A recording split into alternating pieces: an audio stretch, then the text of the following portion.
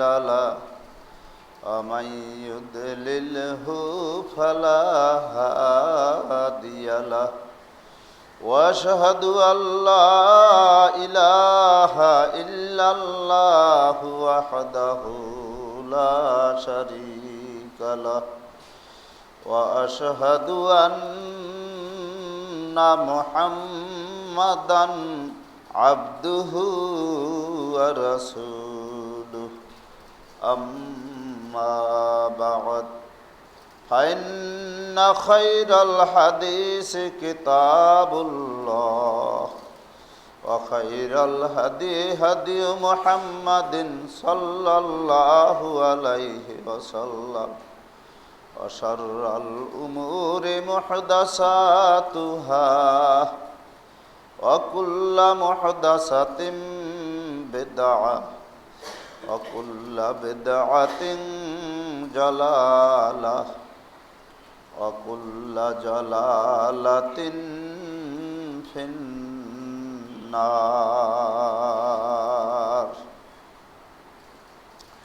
أعوذ بالله من الشيطان الرجيم بسم الله الرحمن الرحيم شهر رمضان الذي أنزل فيه القرآن هدى للناس وبينات من الهدى والفرقان সমস্ত প্রশংসা মহান আল্লাহ রব্বুল আলামিনের জন্য, যিনি আমাদেরকে দয়া করে এই কঠিন মুসিবত, প্রতিকূল অবস্থা, দুর্যোগ এবং মহা সংকট, বিশ্বব্যাপী মহামারী, ঘূর্ণিঝড় সহ, ভূমিকম্প সহ নানাবিধ আল্লাহর গজব, এরই মধ্যে আমাদেরকে রমজানের আজকের শেষ জুমা সময় মতো উপস্থিত হওয়ার তৌফিক দিয়েছেন। এজন্য আমরা কালেমাতুশ শুকরিয়া আদায় করছি, আলহামদুলিল্লাহ। লাখো কোটি দুরুদ ও সালাম নবী মুহাম্মদ রাসূলুল্লাহ সাল্লাল্লাহু আলাইহি ওয়াসাল্লামের উপরে, যিনি আসলে পৃথিবীবাসীর যত প্রধানমন্ত্রী, প্রেসিডেন্ট এবং যত রাজনৈতিক, ধর্মীয়, অর্থনৈতিক, সামাজিক নেতা পৃথিবীতে রয়েছে, এই সব নেতাদের যিনি শিক্ষক নবী মুহাম্মদ রাসূলুল্লাহ সাল্লাল্লাহু আলাইহি ওয়াসাল্লাম, পৃথিবীর সকল ধরনের, সকল ধর্মের লোকদের যিনি অনুকরণীয়, অনুসরণীয়, আল্লাহর পক্ষ থেকে কিয়ামত পর্যন্ত নির্ধারিত নেতা, সেই নেতা নবী মুহাম্মদ রাসূলুল্লাহ সাল্লাল্লাহু আলাইহি ওয়াসাল্লামের উপরে লাখ কোটি দুরুদ ও সালাম। সম্মানিত উপস্থিতি, আল্লাহর খাস মেহেরবানি আমরা বেঁচে আছি এবং আমরা তেমন ক্ষতিগ্রস্ত হই নাই, কিন্তু এই যে ঘূর্ণিঝড় আমপান, 21 জন লোক মারা গেছে সরকারি হিসাবে, এবং যে ক্ষতি বাংলাদেশের হয়েছে সে ক্ষতি পূরণ হতে সময় লাগবে।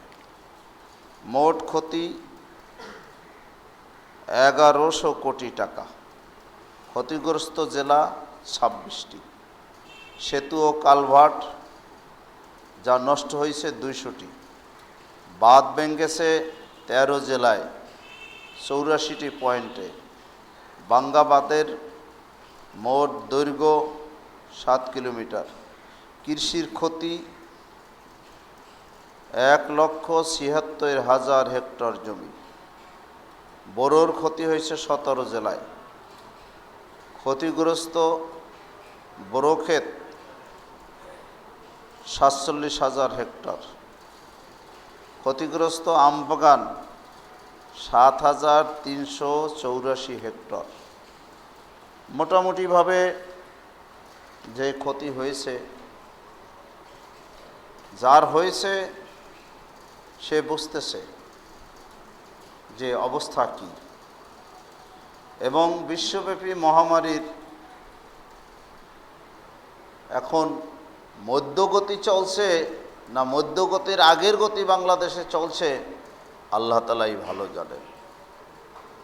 সে বিশ্বব্যাপী মহামারীর অবস্থা এমন একটা জায়গায় দাঁড়াইছে, আজকের রমজানের শেষ জুমা 22শে মে 2000 সাল। তো এবছরের শুরু থেকে এবং গত বছরের শেষ মাস থেকে বিশ্বব্যাপী যে মহামারী দেখা দিছে, তাতে আক্রান্ত সংখ্যা বাড়তে বাড়তে 51,94,916 জন, মৃত্যু 3,34,622 জন, সুস্থ হয়েছে 20,21,527 জন, চিকিৎসারত 27,78,767 জন, মারাত্মক অবস্থায় এখন 45,614 জন। বর্তমানে প্রতি মিনিটে 7 জন লোক মৃত্যুবরণ করে। যুক্তরাষ্ট্র সবচেয়ে বেশি ভয়াবহ অবস্থায় আছে, 96,354 জন এর মধ্যে সেখানে মারা গেছে। স্পেনে 27,940 জন, ইতালি 32,486 জন, ফ্রান্স 28,215 জন, ইরান 7,249 জন, বাংলাদেশ বাড়তে বাড়তে 408 জন। গতকাল সারা বিশ্বে মৃত্যুবরণ করেছে 4,934 জন, অর্থাৎ প্রায় 5,000। সমগ্র বিশ্ব মিলে মৃত্যুর হার যে মেলা কমছে তেমন না, 7,000 5,000 এর মধ্যে রয়েছে। সম্মানিত উপস্থিতি, সামনে কি হবে আমরা জানি না। রমজান মাস বিশ্ববাসীর জন্য এই বিশ্ব মহামারী থেকে বাঁচার মাস, মুক্তির মাস, নাজাতের মাস, মাগফিরাতের মাস হিসাবে আগমন করেছিল। কিন্তু আমরা সেটাকে কতটুকু গ্রহণ করতে পেরেছি? সবচেয়ে বড় কথা হলো, সমগ্র পৃথিবীর মানুষের জন্য এই রমজান মাসে আল্লাহ একটা বিধান দিয়েছেন।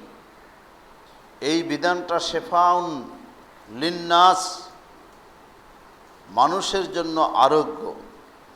সে পরিপূর্ণ জীবন বিধানের নাম আল কোরআন। সূরা বাকারা 185 নম্বর আয়াতে আল্লাহ তাআলা বলছেন হুদাল লিন্নাস, এটাই সমস্ত মানুষের জীবন বিধান। আসলে এই বিশ্ব মহামারী থেকে বাঁচার জন্য যদি এই জীবন বিধান অনুযায়ী আমরা স্রষ্টার কাছে ধর্ণা দিতে পারতাম, আর এই জীবন বিধান অনুযায়ী যদি আমাদের বিশ্ব স্বাস্থ্য সংস্থা বিশ্ববাসীকে দিক নির্দেশনা দিতে পারত, নবী মুহাম্মদ রাসূলুল্লাহ সাল্লাল্লাহু আলাইহি ওয়াসাল্লামের সুন্নাহকে সামনে রেখে তার নেতৃত্বকে গ্রহণ করে যদি বিশ্ব নেতারা এই পরিস্থিতি মোকাবেলার জন্য কাজ করতে পারত, তাহলে আমাদের জন্য এই বিশ্ব মহামারী এটা রহমাতাল লিল মুমিনিন হতো, রহমত স্বরূপ হতো। এটা নিয়ে আজকের যে হতাশার মধ্যে, অর্থনৈতিক দুর্দশার মধ্যে আমরা পড়ে যাচ্ছি, এই অর্থনৈতিক দুর্দশার মধ্যে পড়তে হতো না। সম্মানিত উপস্থিতি, বিশ্বের সমস্ত নেতারা এবং বিশ্বের সমস্ত বিজ্ঞানীরা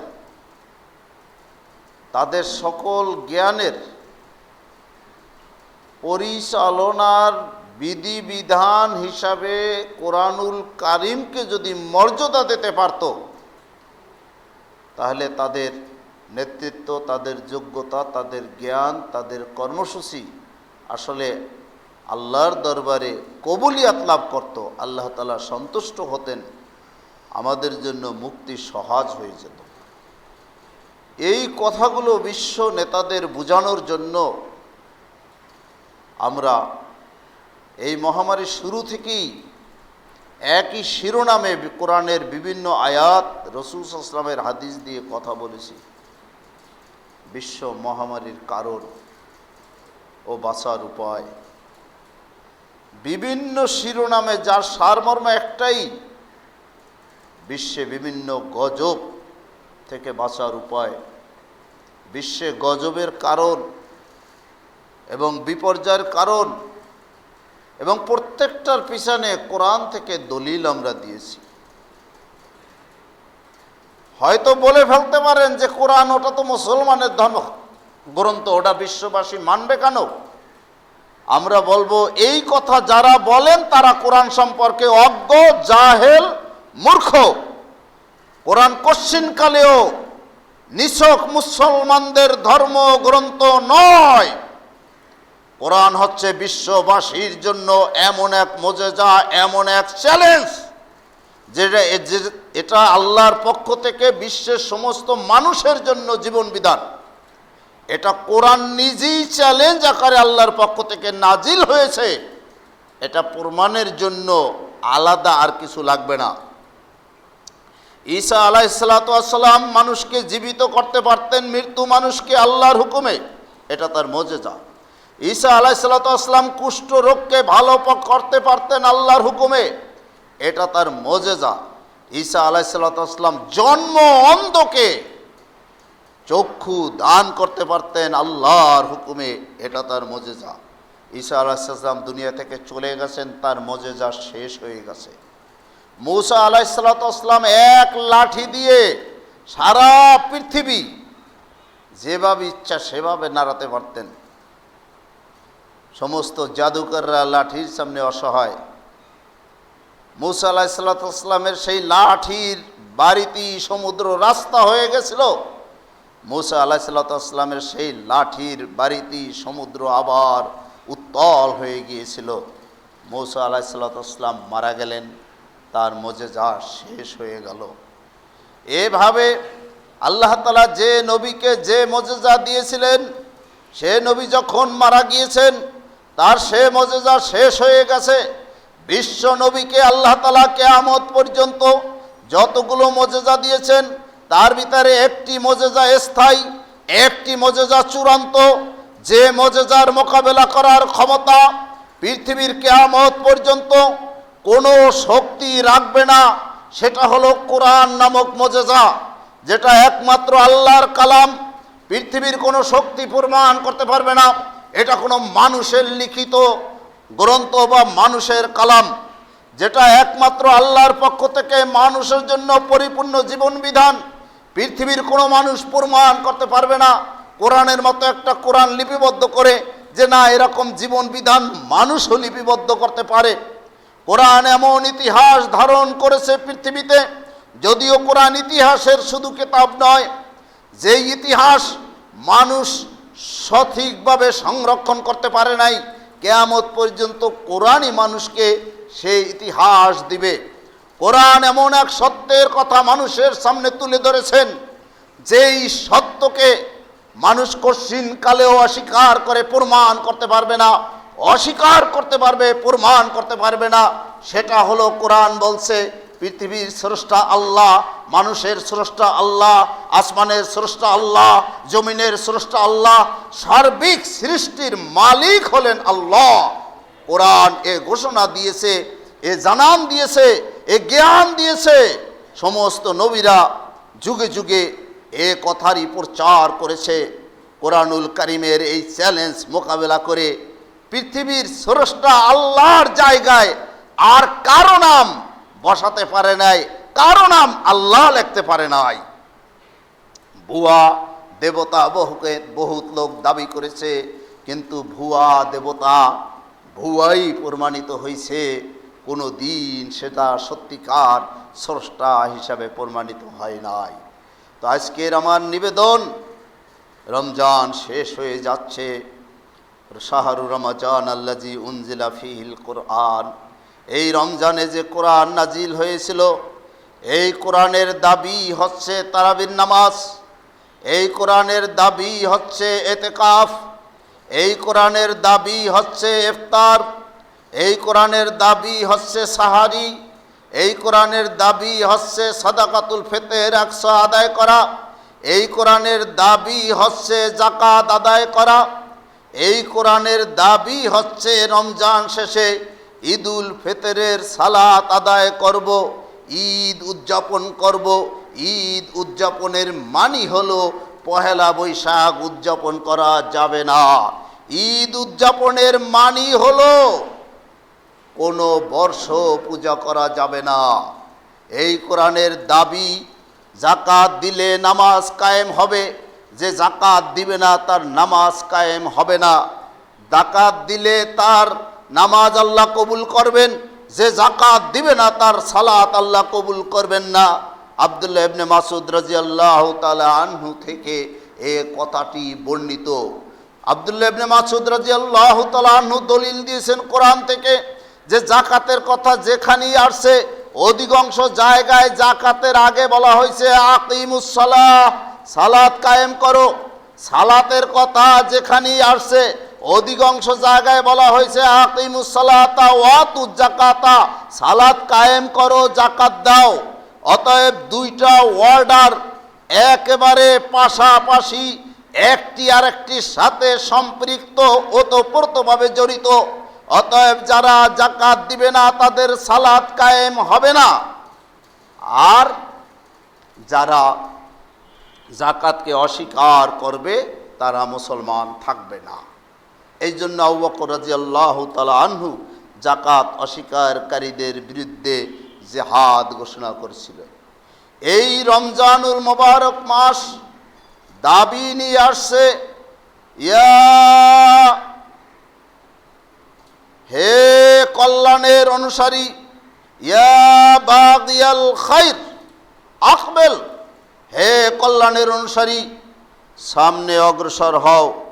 ইয়া বাগিয়া শাররে আকসির, হে অকল্যাণের অনুসারী তুমি পিছু হটো। শয়তানকে এই জন্য শিকাল দ্বারা এই রমজানে বন্দি করে রাখা হয়। এই রমজানুল মুবারক মাসে কোরআনুল কারীমের দাবি হলো দান করা। নবী মুহাম্মদ রাসূলুল্লাহ সাল্লাল্লাহু আলাইহি ওয়াসাল্লাম কানা আজওয়াদান নাসে বিল খাইর, বুখারী শরীফের হাদিস। সমস্ত মানুষের মধ্যে সবচাইতে বড় দানশীল ছিলেন নবী মুহাম্মদ রাসূলুল্লাহ সাল্লাল্লাহু আলাইহি ওয়াসাল্লাম। তার চাইতে বড় দানশীল মানুষের মধ্যে আর কেউ ছিল না। আর এই রমজানুল মুবারক মাসে এই দানের প্রতি গুরুত্ব আরোপ করা হয়েছে। সম্মানিত উপস্থিতি, মানুষ যদি এই কোরআনকে মেনে তার দাবি পূরণ করত, যেই কোরআন রমজান মাসে নাজিল হয়েছে, বিশ্ব নেতারা যদি জীবন বিধান হিসাবে এই কোরআনুল কারীমকে মেনে নিত, যেই কোরআনুল কারীম এই রমজান মাসে নাজিল হয়েছে, পৃথিবীর সকল বিজ্ঞানীরা যদি এই কোরআনুল কারীম মেনে নিত, যেই কোরআনুল কারীম রমজান মাসে নাজিল হয়েছে, এক কথায় রমজানকে মৌখিক স্বাগতম না জানাইয়া বিশ্ব নেতারা যদি অন্তর থেকে রমজানের দাবি এবং কোরআনুল কারীমকে জীবন বিধান হিসেবে মেনে নিত, তাহলে পৃথিবীতে এত হতাশা থাকতো না, আত্মহত্যা এত বাড়ত না। আজকের আমেরিকার বিজ্ঞানীও সতর্ক করেছে যে আত্মহত্যার মারাত্মক হার বেড়ে ৭৬ লাখ লোক মারা যেতে পারে আত্মহত্যায়। এই যে আশঙ্কা তারা করেছে, এই হতাশায় বাংলাদেশেও কিন্তু আত্মহত্যা অলরেডি টুকটাক ২-১ জায়গায় শুরু হয়েছে। এই হতাশা মানুষের মধ্যে থাকতো না যদি মানুষের সামনে বিশ্ব নেতারাই কোরআনুল কারীম দিয়ে দিক নির্দেশনা দিত। নবী মুহাম্মদ রাসূলুল্লাহ সাল্লাল্লাহু আলাইহি ওয়াসাল্লাম রমজান আসলে ঝড়ের বেগে তিনি দান করতেন। আজওয়াদু মিনার রিহিল মুরসালা, কল্যাণকর বায়ুর থেকেও বেশি গতিতে প্রিয় নবী দান করতেন। তার দানের ব্যাপারে আপনারা আশ্চর্য হয়ে যাবেন, এমন কোনো প্রমাণ ইতিহাস আপনারা দিতে পারবেন না যে রাসূল সাল্লাল্লাহু আলাইহি ওয়াসাল্লামের কাছে কেহ কিছু চাওয়ার পরে সে ফেরত গেছে, পায় নাই। আল্লাহু আকবার! কি আজব কারবার, কি আশ্চর্য ধরনের নেতা, অথচ এদের অনুসরণ করার জন্য বাচ্চাদের শেখানো হয় না। এই প্রিয় নবীর জীবনী জানানোর জন্য বাচ্চাদেরকে বিশ্ব নেতারা কোনো তাগিদ দেয় না, এবং বিভিন্ন সংগঠনের নেতারা এই প্রিয় নবীর জীবনীকে সুন্দরভাবে পড়ানোর জন্য সংগঠনের কর্মীদের বলে না। তাহলে সংগঠনের কর্মীরা কোত্থেকে সৎ হবে, কোত্থেকে ভালো হবে, কিভাবে তাদের চরিত্র আচরণ ভালো করবে? আন সাহাল বিন সাদ রাদিয়াল্লাহু তাআলা আনহু থেকে বর্ণিত, তিনি বলেন, জাআত ইমরাতুন বিবুরদাতিন, যে একজন মহিলা একটি চাদর নিয়ে নবী মুহাম্মদ রাসূলুল্লাহ সাল্লাল্লাহু আলাইহি ওয়াসাল্লামের কাছে আসলেন। ক্বালাত ইয়া রাসূলাল্লাহ ইন্নী নাসাস্তু হাযিহি বিয়াদি, হে আল্লাহর রাসূল, আমি নিজ হাতে এই চাদরটি তৈরি করেছি, বুনেছি। আকসুকাহা, আমার ইচ্ছা যে এই চাদরটা আপনি পরবেন, আপনার পরিধানের জন্যই আমি এটা তৈরি করেছি। ফা আখাযাহা রাসূলুল্লাহ সাল্লাল্লাহু আলাইহি ওয়াসাল্লাম, নবী মুহাম্মদ রাসূলুল্লাহ সাল্লাল্লাহু আলাইহি ওয়াসাল্লাম তার দানটাকে, উপঢৌকনটাকে গ্রহণ করলেন। মুহতাজান ইলাইহা, আসলে রসুলের প্রয়োজনও ছিল, সেভাবে তিনি সেটা গ্রহণ করলেন। ফাখারাজা ইলাইনা ওয়া ইন্নাহা লা ইজারুহু, আল্লাহর নবী চাদরটি পেয়ে ওই চাদরটি পরিধান করি সাহাবাদের সামনে তিনি আসলেন। ইজার হিসাবে, পাজামা হিসাবে ওই চাদরটি পরিধান করে বের হলেন। ফাজাসাহা রাজুলুন মিনাল কওম, সম্প্রদায়ের একটা লোক ওই চাদরটি দেখে, সুন্দর দেখে চাদরটি ধরে তারপরে বলতেছেন, ফাকালা ইয়া রাসূলুল্লাহ, হে আল্লাহ রসুল, উকসুনিহা, আপনি যদি এই চাদরটি আমাকে পরতে দিতেন। কলা নাম, নবী বললেন আচ্ছা ঠিক আছে। ফাজালাসা মা শা আল্লাহু ফিল মাজলিসে, নবী মজলিসে বসলেন, আল্লাহ যতক্ষণ তারে বসাইলেন। সুম্মা রাজা, এরপরে মজলিস থেকে উঠে ফিরে গেলেন। ফাতাওয়া হা, এরপরে চাদরটিকে সুন্দরভাবে খুলে বাস করলেন। সুম্মা আরসালা বেহা ইলাইহে, তারপরে চাদরটি ওই যেই ব্যক্তি চাইলো তারে পাঠাই দিল। ফাকাল আলাহুল কওম, এখন উপস্থিত লোকেরা বলল, মা আহসানতা সালতাহা ইয়াহু, তুমি মোটেই ভালো কাজ করো না এই চাদরটা চাইয়া। অকাদ আরাফতা, তুমি তো জানো, আন্নাহু লা ইউরাদ্দু লা ইয়ারুদ্দু সাএলান, যে আল্লাহ নবীর কাছে কেহ কিছু চাইলে তিনি ফেরত দেয় না, সেটা তো তুমি জানো। চাদরটা তারে দেশে তার প্রয়োজন ছিল, তুমি কেন সেটা চাইলা? ওই সাহাবী বলতেছেন, যে চাদরটা চাইছেস, তিনি বলতেছেন, ফাকাল রাজুলু, ব্যক্তি বলতেছেন, আল্লাহে, আল্লাহর কসম, মা সাআলতুহা ইল্লা লিতাকুনা কাফানি ইয়াউমা আমুতু, আল্লাহর কসম, আমি চাদরটা এই জন্য চেয়েছি, আমি যেদিন মারা যাব সেদিন যাতে এই চাদরটা দিয়ে আমাকে কাফনের ব্যবস্থা করা হয়। সুবহানাল্লাহ। ক্বালা সাহাল, সাহাল রাদিয়াল্লাহু তাআলা আনহু বলেন, ফাকানাত কাফানাহু, সে মারা যাওয়ার পরে ওই চাদরটি দিয়ে তার কাফনের ব্যবস্থা করা হলো। তাহলে একটি চাদর একজনের দেশে তার প্রয়োজন, সেটা খুলে চাওয়া মাত্র দিয়ে দিলেন। আর অভাব নাই, সরকার রিলিফ দেশে, চুরি করার প্রতিযোগিতা সারতে পারে না, পানির মধ্যে চাউলের বস্তা ফালাই দেয়। এই চোরদের ভালো করতে গেলে রাজনৈতিক নেতাদের অনুরোধ করব, এই চোরদের কোরআনের তালিম দেন। কোরআনের তালিম ছাড়া চোর কোনোদিন ভালো করতে পারবেন না। কোরআনের সাথে দুশমনি করে চোর ভালো করা যাবে না। আল্লাহর ইমানের সাথে বেঈমানি করে চোর ভালো করা যাবে না। আল্লাহর আস্থা বিশ্বাস সংবিধান থেকে তুলে দিয়ে চোর ভালো করা যাবে না। চোর ভালো করতে গেলে সেখানে আল্লাহর প্রতি ঈমান যাতে দৃঢ় হয়, কোরআনের প্রতি বিশ্বাস যাতে গাঢ় হয় এ ব্যবস্থা করতে হবে। সম্মানিত উপস্থিতি, প্রিয় নবীর জীবনই ছিল কোরআন। আল্লাহু আকবার। কোরআন ছাড়া যেন তিনি কিছু বুঝতেনই না। হযরত আয়েশা সিদ্দিকা রাদিয়াল্লাহু তাআলা আনহাকে জিজ্ঞাসা করা হলো, রাসূল সাল্লাল্লাহু আলাইহি ওয়াসাল্লামের চরিত্র কেমন ছিল?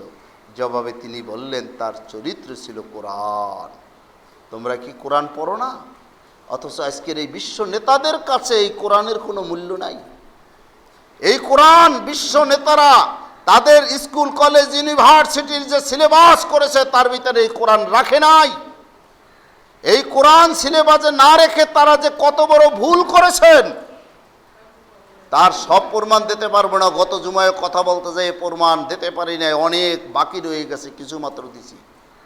আজও এর উপরে যে প্রমাণগুলি দিব, অনেক ঘটনা বলবো কোরআন থেকে ইনশাল্লাহ, অনেক ঘটনা বলবো হাদিস থেকে, তারপরও সব প্রমাণ দিতে পারবো না। বিশ্ব নেতারা কত বড় মারাত্মক ভুল করেছে বিশ্ব পরিচালনায় এই কোরআনকে উপেক্ষা করে। সম্মানিত উপস্থিতি, আব্দুল্লাহ ইবনে মাসউদ রাদিয়াল্লাহু তাআলা আনহু বলেন, সহিহ বুখারী 4582 নম্বর হাদিস, যে প্রিয় নবী একদিন আমাকে বললেন যে, হে আব্দুল্লাহ ইবনে মাসউদ, আমাকে কোরআন শোনাও। আব্দুল্লাহ ইবনে মাসউদ অবাক হলেন।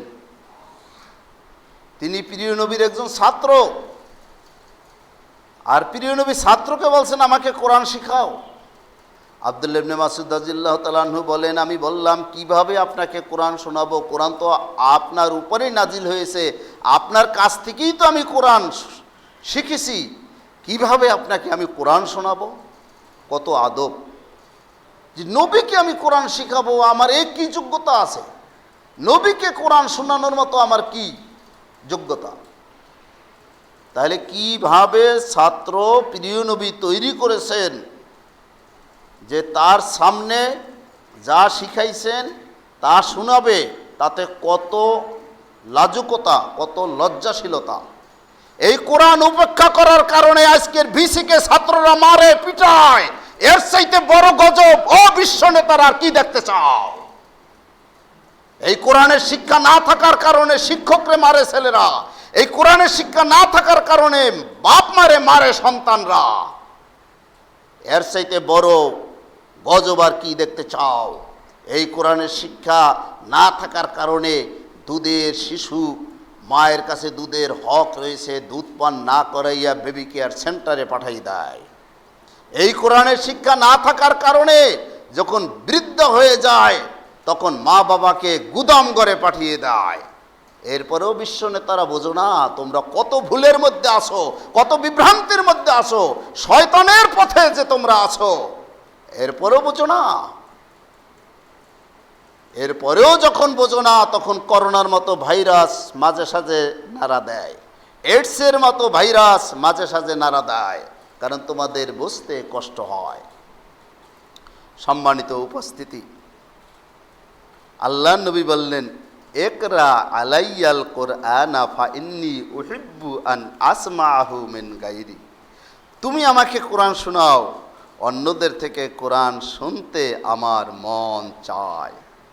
আব্দুল্লাহ ইবনে মাসউদ রাদিয়াল্লাহু তাআলা আনহু সূরা নিসা থেকে পড়ে শোনালেন, ফাকাইফা ইযা জিনা মিন কুল্লি উম্মাতিন বিশাহিদিন ওয়া জিনা বিকা আলা হাউলাই শাহিদা।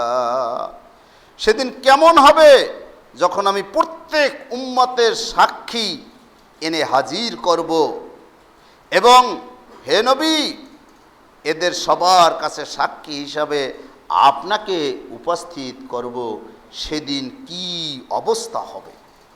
এই আয়াত পর্যন্ত যখনই পড়লেন নবী করিম সাল্লাল্লাহু আলাইহি ওয়াসাল্লাম দর দর করে কেঁদে দিলেন, চোখ দিয়ে পানি পড়লেন।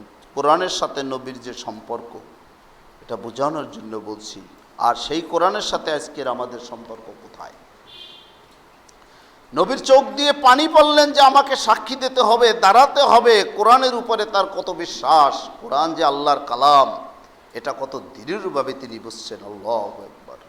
সম্মানিত উপস্থিতি, আজ ভাবতে অবাক লাগে, বিশ্ব নেতা, বিশ্বের প্রেসিডেন্ট ছিলেন, কিয়ামত পর্যন্ত অনুকরণীয় অনুসরণীয় নেতা নবী মুহাম্মদ রাসূলুল্লাহ সাল্লাল্লাহু আলাইহি ওয়াসাল্লাম নিছক ধর্মীয় কোনো মসজিদের ইমাম নয়, পার্লামেন্টেরও তিনি প্রধান, রাষ্ট্রেরও তিনি প্রধান, এবং যত মন্ত্রণালয় ছিল সব মন্ত্রণালয়ের চূড়ান্ত তিনিই ছিলেন। কোনো মন্ত্রণালয় কোনো রকমের গরমিল করলে ওহির বিধানের মাধ্যমে, আল্লাহর কালামের মাধ্যমে যে সংশোধন তিনি দিতেন ওইটাই চূড়ান্ত হিসেবে মানত। সমস্ত প্রদেশের গভর্নররাও প্রিয় নবী আল্লাহর এই কোরআনের মাধ্যমে, যে কোরআন রমজান নাজিল হয়েছে, যে দিক নির্দেশনা দিতেন ওইটাই নিষ্ঠার সাথে মেনে নিতেন। রসুল রমজানে জিবরাইল আলাইহিসসালাতু ওয়াসসালামকে কোরআন শোনাতেন, বারবার শোনাতেন। এরপরেও প্রিয় নবীর সম্পর্ক কোরআনের সাথে এমন ছিল যে রাতের বেলা প্রিয় নবী আনসারি সাহাবীরা কোরআন তেলাওয়াত ঘরে ঘরে করত, এগুলি শুনতে নবীর ভালো লাগতো। তিনি রাতে সময় পেলে ঘুরতেন এবং যে ঘর থেকে কোরআনের আওয়াজ ভেসে আসতো কান পেতে তিনি শুনতেন। এক বৃদ্ধা মহিলা সূরা গাশিয়া তেলাওয়াত করতে শুনে আল্লাহর নবী সেখানে কান পেতে শুনতেছিলেন। বৃদ্ধা মহিলা বলছে হাল আতাকা হাদিসুল গাশিয়া। এই গাশিয়া সূরার এই আয়াত যখন শুরু করলো বারবার এই আয়াত পড়তেছে। নবী মুহাম্মদ রাসূলুল্লাহ সাল্লাল্লাহু আলাইহি ওয়াসাল্লামের কাছে এই সূরা নাজিল হয়েছিল। প্রিয় নবীকে আল্লাহ বলছেন, হে নবী, আপনার কাছে কি কিয়ামতের খবর পৌঁছেছে?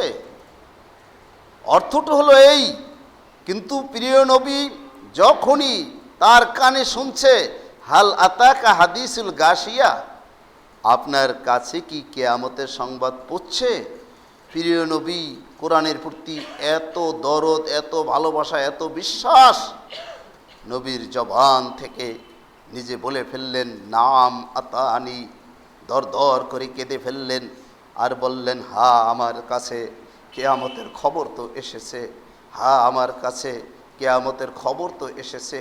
মানে কিয়ামতের ভয় নবীর, তার আগের গুনাহ মাপ, পিছের গুনাহ মাপ, সব কিছু মাপ, তারপরও কিয়ামত যে সত্য, কিয়ামত যে হবেই, এটা যে অবধারিত, মৃত্যু যেমন সত্য কিয়ামত তেমন সত্য, এ বিশ্বাস নবীর এত গাঢ় ছিল এবং এটা এত সুন্দরভাবে তিনি হৃদয় দিয়ে উপলব্ধি করতেন। যখনই তার কানে এই আয়াত আসছে হালাতা কাহাদিসুল গাশিয়া, চোখের পানি দর দর করে ছেড়ে দিলেন, কেঁদে ফেললেন আর বললেন নাম আতানি, নাম আতানি, হা আমার কাছে কিয়ামতের সংবাদ এসেছে। বিশ্ব নেতারা এই কিয়ামতকে এই পৃথিবীর মানুষ থেকে লুকিয়ে রেখেছে। কিয়ামত আদৌ সংগঠিত হবে কিনা এ ব্যাপারে পৃথিবীর মানুষকে গাফেল করে রাখছে। এ ব্যাপারে যৌন সুরসুরি দিয়ে গাফেল করে রাখছে, অশ্লীলতা দিয়ে গাফেল করে রাখছে। আল্লাহ যেই মাদক দ্রব্যকে হারাম করেছেন, এই মাদক দ্রব্যকে বৈধতা দিয়ে গাফেল করে রেখেছে। যে খেলাধুলা সীমাহীনভাবে খেলাধুলা আল্লাহ হারাম করেছেন, সেই সীমাহীনভাবে এবং অত্যন্ত নির্লজ্জভাবে খেলাধুলা আজকের যুবক যুবতীদের সামনে পেশ করে গাফেল করে রেখেছে। সারা পৃথিবীর প্রচার মিডিয়াগুলি অশ্লীলতা বেহায়াপনায় ভরপুর, এই অশ্লীলতা বেহায়াপনা দিয়ে গাফেল করে রেখেছেন। একদিনের খুতবায় পিছনে আমার অসংখ্য কোরআনের আয়াত ছিল এবং নবী মুহাম্মদ রাসূলুল্লাহ সাল্লাল্লাহু আলাইহি ওয়াসাল্লামের হাদিস ছিল যে যখন অশ্লীলতা বেহায়াপনা বৃদ্ধি পায়, অশ্লীলতা বেহায়াপনার প্রসার ঘটায়, তখন আল্লাহর পক্ষ থেকে মহামারীর আবির্ভাব ঘটে আর এমন সব রোগ জন্ম নেয় যার নাম বাপদাদা জানতো না। এখন আমরা দেখতে পাচ্ছি সারা পৃথিবীর নেতারা কোরআনের বিরোধিতা করছে, কোরআনকে উপেক্ষা করছে, কোরআন থেকে দূরে পৃথিবীর মানুষগুলোকে সরিয়ে রাখছে। সুতরাং এই মহামারীর কারণ এটাই, আর এই মহামারী থেকে বাঁচতে চাইলে বিশ্ব নেতাদের তওবা করতে হবে। রমজানে তওবা কবুল হয়, সমগ্র পৃথিবীর সমস্ত বড় বড় নেতারা তওবা করে আল্লাহর দরবারে ধর্ণা দিতে হবে, কাঁদতে হবে। আল্লাহর দরবারে বাহাদুরি দেখাইয়া লাভ নাই, প্রত্যেককে আপনাদের মরতে হবে। সম্মানিত উপস্থিতি, সাহাবায়ে আজমাইনদের ভিতরে সবচাইতে যিনি কোরআন বেশি পড়তেন, নিজের জীবনটাকে কোরআনের জন্য অক্ষ করে দিয়েছিলেন, উবাই বিন কাব রাদিয়াল্লাহু তাআলা আনহু, যিনি সাইয়্যিদুল কুররা, সমস্ত কারীদের নেতা ছিলেন, যাকে উমর রাদিয়াল্লাহু তাআলা আনহু তারাবির নামাজের ইমামতির দায়িত্ব দিয়ে বেতের সহ 11 রাকাত তারাবির নামাজ পড়ানোর হুকুম দিয়েছিলেন। মুয়াত্তা মালিকে রয়েছে, মিশকাত শরীফে হাদিসটি রয়েছে। এই উবাই বিন কাব কারীদের সেরা হওয়ার কারণে, প্রধান হওয়ার কারণে, নেতা হওয়ার কারণে তাকে তারাবির নামাজের ইমামতি উমর রাদিয়াল্লাহু তাআলা আনহু নিয়োগ করেছিলেন। সম্মানিত উপস্থিতি, এই উবাই ইবনুল কাব রাদিয়াল্লাহু তাআলা আনহু এই কোরআনুল কারীমকে নিজে শিখছেন, অপরকে শিখাইছেন। প্রিয় নবীর যে ভাষ্য, প্রিয় নবীর যে ভাষণ, খায়রুকুম মান তাআল্লামাল কোরআন ওয়া আল্লামাহু, তোমাদের মধ্যে শ্রেষ্ঠ সেই ব্যক্তি যে কোরআন নিজে শেখে এবং অপরকে শিখায়। এই আল্লাহর নবীর ভাষণ অক্ষরে অক্ষরে পালন করেছেন। এজন্য এত মর্যাদা আল্লাহ তাকে দিয়েছেন যে একদিন নবী মুহাম্মদুর রাসূলুল্লাহ সাল্লাল্লাহু আলাইহি ওয়াসাল্লাম এই উবাই ইবনে কাবের রাদিয়াল্লাহু তাআলা আনহুর কাছে আসলেন। উবাই ইবনে কাব রাদিয়াল্লাহু তাআলা আনহুর কাছে এসে আল্লাহর নবী বললেন, ইন্নাল্লাহা আমারানি আন আকরা আলাইকা, আল্লাহ তাআলা আমাকে নির্দেশ দিয়েছেন যে আমি তোমাকে পড়ে শোনাবো। লাম ইয়াকুনিল্লাযিনা কাফারু মিন আহলিল কিতাবি ওয়াল মুশরিকিনা মুনফাকিনা হাত্তা তাতিয়াহুমুল বায়্যিনা, এই সূরা তোমাকে পড়ে শোনাবো, এই নির্দেশ আল্লাহ তাআলা আমাকে দিয়েছেন। এ কথা শুনে কানে ভুল শুনলেন না ঠিক শুনলেন এইটা বিশ্বাস করতে পারছিলেন না, বুঝতে পারছিলেন না যে আমার শোনায় ভুল হচ্ছে কি না। তিনি জিজ্ঞাসা করলেন, ইয়া রাসূলুল্লাহ, আল্লাহ কি আমার নাম নিয়ে বলেছেন? আল্লাহর নবী তখন বলেন, হে উবাই ইবনে কাব, আল্লাহু সাম্মাকালি, হ্যাঁ আমাকে আল্লাহ তাআলা তোমার নাম বলেছেন, তোমার নাম বলি তোমাকে এই লাম ইয়াকুনিল্লাযিনা কাফারু এই সূরা বায়্যিনা পড়ে শোনাইতে বলছেন। এ কথা তিনি শুনে আবেগে আনন্দের অতিশয্যে কেঁদে ফেললেন যে আল্লাহ তাআলা সপ্তম আসমানে আমার নাম নিয়েছেন, তাহলে কোরআনুল কারীম একটা মানুষকে কোন মর্যাদায় পৌঁছাইতে পারে। এই হাদিস বুখারী শরীফের হাদিস 4559 নম্বর হাদিস। এই 4559 নম্বর হাদিস থেকে বোঝা যায় যে কোন মর্যাদায় আল্লাহ তাআলা পৌঁছাইতে পারেন। কেন আল্লাহ তাআলা সবচেয়ে শ্রেষ্ঠকারী তাকে নবীকে বললেন তুমি তাকে যাইয়া তারপরে এই সূরাটা শোনাও। সুবহানাল্লাহ, নবীর মতো লোক, প্রেসিডেন্ট তিনি এসে তারপরে শ্রেষ্ঠকারীকে সূরা বায়্যিনা শোনালেন।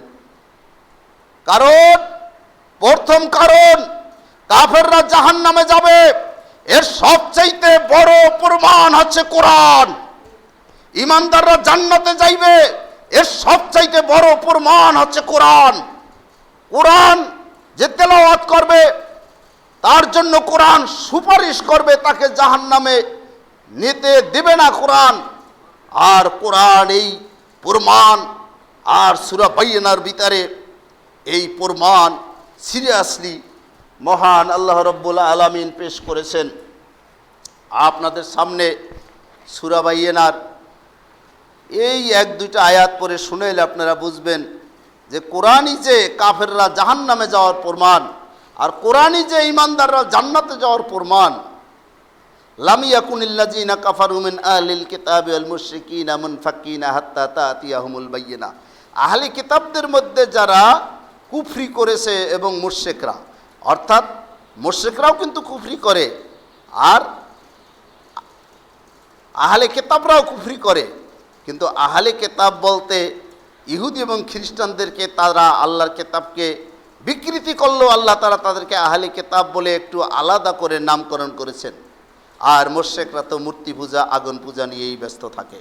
অবশ্য এখন আমাদের মুসলমানরা অধিকাংশ রাজা বাদশারা মূর্তি পূজা আর আগুন পূজা নিয়েই ব্যস্ত। আমার দেশের রাজা বাদশারাও মূর্তি পূজা আর আগুন পূজা নিয়েই ব্যস্ত। এটার নামই নাকি রাজনীতি, এইটাই নাকি সংস্কৃতি। এটা শয়তানের সংস্কৃতি, বন্ডের সংস্কৃতি, নষ্টের সংস্কৃতি। এটা নবীদের সংস্কৃতি না, এগুলি জাহেলের সংস্কৃতি, মূর্খদের সংস্কৃতি। এটা নবীদের সংস্কৃতি না, আল্লাহর দেওয়া সংস্কৃতি না। লাম ইয়াকুনিল্লাযিনা কাফারু মিন আহলিল কিতাবি ওয়াল মুশরিকিনা মুনফাক্কিনা হাত্তা তাতিয়াহুমুল বায়্যিনা। আহলি কিতাবদের মধ্যে যারা কুফরি করেছে এবং মুশরিকরা, তারা নিবৃত্ত হবে না যতক্ষণ না তাদের কাছে সুস্পষ্ট প্রমাণ আসবে। সম্মানিত উপস্থিতি, সুস্পষ্ট প্রমাণ যতক্ষণ পর্যন্ত তাদের কাছে না আসবে ততক্ষণ পর্যন্ত কিন্তু তারা নিবৃত্ত হবে না। আর সুস্পষ্ট প্রমাণ আসার পরেও কিন্তু সব কাফের মুসলমান হবে না। এই জন্য আল্লাহ তাআলা চূড়ান্তভাবে সূরা বায়্যিনার মধ্যে বলে দিলেন, ইন্নাল্লাযিনা কাফারু মিন আহলিল কিতাবি ওয়াল মুশরিকিনা ফি নারি জাহান্নামা খালিদিনা ফিহা উলাইকা হুম শাররুল বারিয়া। আমি যেভাবে অনুবাদ করা আছে সেই অনুবাদই শুনাই। আমি নিজে এর অর্থ শব্দ শব্দ করলে অনেকে সহ্য করতে পারবেন না, তো যেভাবে আছে সেভাবে শুনাইলে এই অনুবাদটার দায়িত্বটা আমার উপরে নয়, যেভাবে করা হয়েছে সেইভাবে আমি শোনাচ্ছি। নিশ্চয়ই কিতাবীদের মধ্যে যারা কুফরি করেছে তারা এবং মুশরিকরা জাহান্নামের আগুনে স্থায়ীভাবে অবস্থান করবে। তারাই সৃষ্টির অধম, সৃষ্টির অধম, সৃষ্টির নিকৃষ্ট কারা? মুশরিকরা। সৃষ্টির নিকৃষ্ট কারা? কাফেররা। সুতরাং বিশ্ব যে নেতারা কোরআনকে অস্বীকার করছে, আল্লাহকে অস্বীকার করছে, মূর্তি পূজায় লিপ্ত, আগুন পূজায় লিপ্ত, তারা সৃষ্টির সবচাইতে নিকৃষ্ট অধম, এ ফতোয়া স্বয়ং আল্লাহ দিয়েছেন। আল্লাহর বিরুদ্ধে বাহাদুরি করে লাভ নাই। সামনে আয়াত আসতেছে, কোনো লাভ হবে না, মরতে আপনাকে হবেই। অতএব বিশ্ব নেতাদের অনুরোধ করব, তওবা করুন, তওবা করুন, ভুল পথ পরিহার করুন। যে স্রষ্টার জমিনে আপনি আছেন, নেতৃত্ব দিচ্ছেন, সেই স্রষ্টার বিধানের কাছে আত্মসমর্পণ করুন, ওই স্রষ্টার কাছে আত্মসমর্পণ করুন। ইব্রাহিম আলাইহিসসালাতু ওয়াসসালাম কি জাতির পিতা মেনে নিন। আসলেম, তাকে নির্দেশ দেওয়া হয়েছিল আত্মসমর্পণ করুন, সাথে সাথে আসলামতু লিরাব্বিল আলামিন, তিনি রব্বুল আলামিনের কাছে আত্মসমর্পণ করছিলেন। বিশ্ব নেতাদের কাছে আমাদের আহ্বান, যিনি সৃষ্টি করেছেন আসমান, যিনি সৃষ্টি করেছেন জমিন, যিনি সৃষ্টি করেছেন সমস্ত মানুষকে, যিনি সমস্ত বাদশার বাস্তা, সেই আল্লাহর কাছে আত্মসমর্পণ করে কান্দুন, আল্লাহর কাছে ধর্ণা দিন, আল্লাহর কাছে সাহায্য চান, সহজে বাঁচা যাবে। ইন্নাল্লাযীনা আমানু ওয়া আমিলুস সলিহাতি উলাইকা হুম খায়রুল বারিয়া। নিশ্চয়ই যারা ঈমান এনেছে এবং সৎ কাজ করেছে তারাই সৃষ্টির শ্রেষ্ঠ। সুতরাং যারা ঈমান আনছে, ঈমানদার নেককার বান্দা, সে গরিব হোক, ধনী হোক, আর সে শিক্ষিত হোক আর শিক্ষিত না হোক, এ হচ্ছে পৃথিবীর মধ্যে সবচেয়ে শ্রেষ্ঠ, পৃথিবীর মধ্যে সবচাইতে উত্তম মানুষ। সুতরাং এই ঈমানদারদেরকে জেলে পুরে হত্যা করছেন, এই ঈমানদারদেরকে বোমা মেরে হত্যা করছেন, এই ঈমানদারদেরকে অত্যাচার নির্যাতন করছেন, এটা ভালো কাজ করছেন না। সুতরাং এই জুলুম বন্ধ করতে হবে। অশ্লীলতা বেহায়াপনার জন্য যেমন গজব আসে, জুলুমের কারণেও তেমনি গজব আসে। যে বিষয়টি মহান আল্লাহ রব্বুল আলামিন বারবার বলেছেন।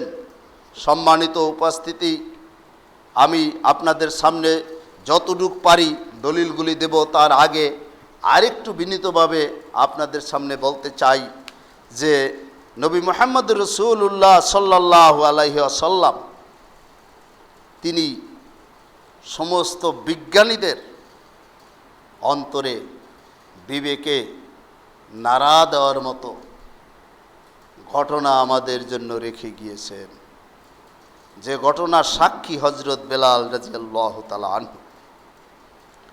একদিন সুবহে সাদিকের সময় রাসূল সাল্লাল্লাহু আলাইহি ওয়াসাল্লামকে ফজরের নামাজের জন্য বেলাল রাদিয়াল্লাহু তাআলা আনহু ইস্তেকবাল করে আনতে গেলেন।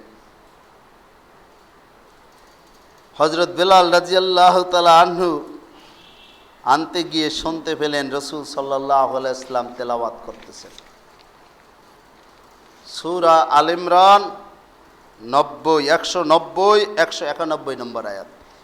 ইন্না ফি খালকিস সামাওয়াতি ওয়াল আরজি ওয়া ইখতিলাফিল লাইলি ওয়ান নাহারি লাআয়াতিল লিউলিল আলবাব আল্লাযীনা ইয়াযকুরুনাল্লাহা কিয়ামান ওয়া কুউদান ওয়া আলা জুনুবিহিম ওয়া ইয়াতাফাক্কারুনা ফি খালকিস সামাওয়াতি ওয়াল আরজ রব্বানা মা খালাকতা হাযা বাতিলান সুবহানাকা ফাকিনা আযাবান নার।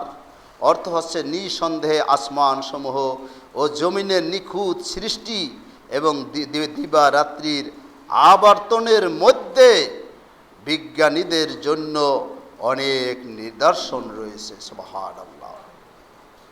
এগুলি নিয়ে যদি বিজ্ঞানীরা গবেষণা করে, আল্লাহ সৃষ্টি নিয়ে বিজ্ঞানীরা যদি গবেষণা করে, আসমান নিয়ে বিজ্ঞানীরা যদি গবেষণা করে, জমিন নিয়ে বিজ্ঞানীরা যদি গবেষণা করে, জমিনের সমস্ত সৃষ্টি নিয়ে, তাহলে বিজ্ঞানীদের জন্য নিদর্শন রয়েছে। যারা বসে এবং শুয়ে সর্ব অবস্থায় আল্লাহ তাআলাকে স্মরণ করে এবং আসমান সমূহ এবং জমিনের সৃষ্টি সম্পর্কে চিন্তা গবেষণা করে, ওয়ায়াতাফাক্কারুনা ফি খালকিস সামাওয়াতি ওয়াল আরজ, আসমান জমিনের যত সৃষ্টি রয়েছে সমস্ত সৃষ্টি জগৎকে নিয়ে যে বিজ্ঞানীরা গবেষণা করে, তারা কথা বলতে বাধ্য হবে যদি তারা কৃতজ্ঞ হয় যে হে আমাদের মালিক, সৃষ্টি জগতের কোনো কিছুই তুমি অযথা সৃষ্টি করে রাখো নাই।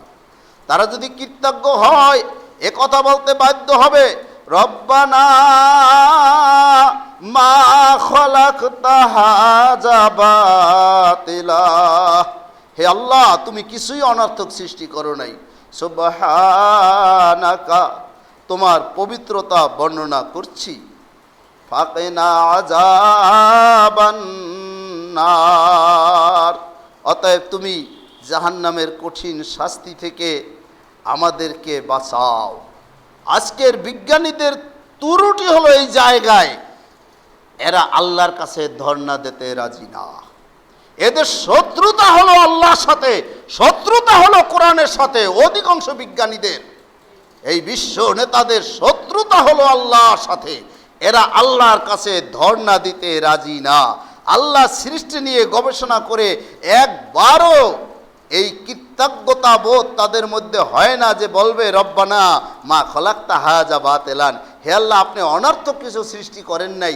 এই কথাটা আল্লাহরে বলতে এরা রাজি না। সুতরাং এদের জন্য পরীক্ষা আরো কঠিন রূপে আসতে আসতে তারপরে কিয়ামত কায়েম হবে। কঠিন রূপে এদের উপরে আযাব গজব আস্তে আস্তে শেষে যাইয়া কিয়ামত কায়েম হয়ে যাবে। সম্মানিত উপস্থিতি, সুতরাং আপনাদের সম্মুখে আমি কোরআনুল কারীম দিয়ে কয়েকটা দলিল পেশ করতেছি, সেই দলিলগুলো থেকে আপনারা বুঝতে পারবেন আজকের এই মহামারীর কারণ, গজবের কারণ ও বাঁচার উপায়, বিশ্বব্যাপী বিপর্যয়ের কারণ ও বাঁচার উপায় আমরা কোরআনুল কারীম থেকে ইতিহাসের মাধ্যমে জানতে পারি। কওমে লুতকে আল্লাহ ধ্বংস করে দিয়েছিলেন যেই অপরাধে আজকের বিশ্ব নেতারা সেই অপরাধের স্বীকৃতি দেওয়ার জন্য ব্যস্ত। সারা পৃথিবীব্যাপী আমার দেশেও পোস্টকোয়ার্টার চালু আছে, সমকামিতার কাজ চলছে, বিভিন্ন রাষ্ট্রে সমকামিতার বৈধতা দেওয়া হয়েছে, যে কারণে কওমে লুতকে আল্লাহ তাআলা ধ্বংস করেছেন। সমস্ত বিশ্ব নেতারা সেটাকে বৈধতা দিচ্ছে। তো সুতরাং এই বিশ্ব নেতাদের দুশ্মনী হচ্ছে আল্লাহর সাথে, দুশ্মনী হচ্ছে আল্লাহর কোরআনের সাথে। সুতরাং এই বিশ্ব নেতাদেরকে মাঝে মাঝে আল্লাহ এমন অসহায় করে দেখাবেন, সারা পৃথিবীর জ্ঞানী মানুষ বুঝবে যে আসলে এরাও অসহায়, এদের হাতে কিছুই নেই। আল্লাহ তাআলা বলতেছেন, ওয়ালুতান আতাইনাহু হুকমাও ওয়া ইলমাও ওয়া নাজ্জাইনাহু মিনাল কারিয়াতিল্লাতী কানাত তা'মালু খাবাইসা ইন্নাহুম কানু কওমা সাউই ফাসিকিন। আল্লাহ তাআলা লূত আলাইহিসসালামকে তার অনুসারীকে বাঁচাইছেন। লূত আলাইহিসসালামকে আল্লাহ তাআলা এলেমও দিয়েছেন, এলেমের মালিক আল্লাহ, এবং ওই জনপদ থেকে বাঁচাইছে যেই জনপদের লোকেরা খারাপ কাজ করত, আকাম করত, অশ্লীলতা করত। এভাবে আল্লাহ তাআলা বুঝালেন যে আল্লাহ তাআলা যারা ভালো পথে চলবে, আল্লাহর কাছে যদি আবেদন করে, আল্লাহ তাআলা তাদেরকে বাঁচাবেন। ওয়ানুহান ইজ নাদা মিন ক্বাবলু ফাস্তাজাবনা লাহু ফানাজ্জাইনাহু ওয়া আহলাহু মিনাল কারবিল আজিম। আল্লাহ বলেন, স্মরণ করো নূহকে, পূর্বে সে যখন আহ্বান করিয়াছিল আল্লাহকে, তখন আমি সাড়া দিয়েছিলাম তাহার আহ্বানে, এবং তাহাকে তাহার পরিবার বর্গকে মহা সংকট হইতে উদ্ধার করিয়াছিলাম। ওয়ানাসারনাহু মিনাল কওমিল্লাযিনা কাযযাবু বিআয়াতিনা। আমার বিধানকে যারা অস্বীকার করেছিল, আমার আয়াতকে যারা অস্বীকার করেছিল, তার বিরুদ্ধে আমি নূহ আলাইহিস সালাম এবং তার সাথে ঈমানদারদেরকে সাহায্য করেছিলাম। ইন্নাহুম কানু কওমা সাউইন। আর নূহ আলাইহিস সালামের বিরোধিতা যারা করছিল, ওরা ছিল খারাপ সম্প্রদায়। সুতরাং গজব খারাপ সম্প্রদায়ের উপরই আসে। ফাআগরাকনাহুম আজমাইন। আমি এই যারা নূহ আলাইহিস সালামের বিরোধিতা করছিল, আমার বিধানের বিরোধিতা করছিল, সকলকে আমি ডুবিয়ে মেরে ফেলে দিয়েছিলাম। মরুভূমিতে নৌকা বানাইতে বললেন নূহকে, ওরা হাসে, কয় এ কি কারবার, পানির খবর নাই, কোথা থেকে পানি আসবে, নৌকা বানায়। তার ছেলেকেও বাঁচাইতে পারে না, কয় এত বড় পাহাড় কোনোদিন পানিতে তলায় নাকি, কোনোদিন তলাইছে নাকি পৃথিবীর ইতিহাসে, কি আজব কারবার। পাহাড়ের চূড়ায় উঠছে, আর পানির যখন বাড়ি তখন দিচ্ছে, তখন তো ভাইসে যাচ্ছে। স্বাভাবিকভাবে মা বাবার একটা সম্পর্ক, দরদ থাকে। তখন ইয়া বুনাইয়া এরকাম মানা, হে বৎস তুই তো যাচ্ছ শেষ হইয়া, কোথাও তো ঠাই পাওয়ার মতো কোনো জায়গা নাই বাঁচানোর মতো, আসো নৌকায় আসো। আল্লাহ তাআলা বলছেন, হে নূহ সাবধান, একবারের জন্য তুমি ডাকতে পারবা না, নৌকায় আর নিতে পারবা না। দ্বিতীয়বার আর আল্লাহর হুকুম আশায় কিছুই করতে পারে নাই। অনেক এই এতগুলো দাগ দিয়ে নিয়ে আসছিলাম, বিশ্ব নেতারা যে বিভ্রান্তির মধ্যে আছে, তারা যে কোরআন থেকে দূরে সরে সারা পৃথিবীকে বিভ্রান্ত করছে, তার জন্য কতগুলো কাগজ ঢুকাইছি দেখেন। এ যদি বলতে যাই আরও 2 ঘন্টা সময় লাগবে। আল্লাহ যদি তৌফিক দেয়, শুরু হয়েছে এই করোনা থেকে, আল্লাহ যদি তৌফিক দেয় চলতে থাকবে এভাবে, কোরআন থেকে প্রমাণ হয়ে যাবে যে কোরআন কিয়ামত পর্যন্ত মানুষের জীবন্ত সংবিধান। আর মানব রচিত সংবিধান এগুলি বাতিল সংবিধান, ভ্রান্ত সংবিধান। আমাদের ফিরে আসতে হবে কোরআনের দিকে, পৃথিবীর নেতাদেরকে দাওয়াত দিতে হবে কোরআনের দিকে, জাকির নায়েকের মতো যুবকদের জীবন তৈরি করতে হবে, সারা পৃথিবীর বিভ্রান্ত মানুষকে আল্লাহর পথে ডাকতে হবে। এই জন্য সায়েন্স পড়তে হবে, এই জন্য ডাক্তার হতে হবে, এই জন্য ইঞ্জিনিয়ার হতে হবে, এই জন্য ব্যারিস্টার হতে হবে, এই জন্য বিজ্ঞানী হইতে হবে, এই জন্য বিসি হইতে হবে, এই জন্য অধ্যাপক হইতে হবে, এই জন্য ডিসি হইতে হবে, এই জন্য ওসি হইতে হবে। চুরি করার জন্য না, গম চুরির জন্য না, চাল চুরির জন্য না, মানুষকে আল্লাহর পথে ডাকবে, এজন্য হতে হবে। সম্মানিত উপস্থিতি, আল্লাহ তাআলা আমাদের তৌফিক দান করুন। আমাদের অনেক ভাই মারা গেছে, অনেকের মা মারা গেছে, দোয়া চেয়েছেন, অনেকের বাপ মারা গেছে। হে আল্লাহ, আপনি তাদের জীবনের সমস্ত গুনাহ খাতা মাফ করে দেন, আপনি তাদেরকে জান্নাত নসিব করে দেন।